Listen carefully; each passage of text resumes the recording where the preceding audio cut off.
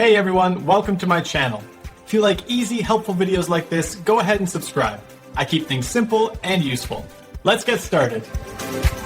If you are looking for the Send/Receive button in the new Outlook 365, you might be surprised to find it is missing from its usual spot. In the classic version of Outlook, this button was a staple on the home ribbon, but the new Outlook functions differently because it is built on a modern web-based platform. This means your emails sync automatically in real time without you needing to press a button to fetch them.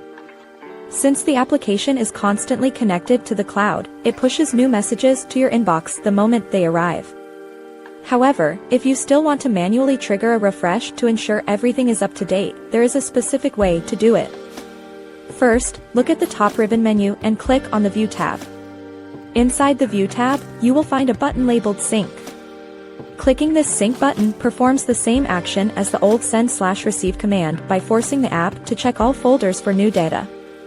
It is important to note that the traditional F9 keyboard shortcut does not work the same way in this version. If your emails are not appearing, you should first check your internet connection or verify that your account settings are correct.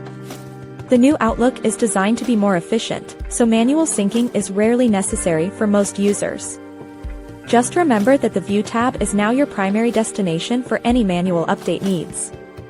This change reflects the shift toward a more modern and always connected email experience that simplifies your daily workflow. Thanks for watching. Please like and subscribe.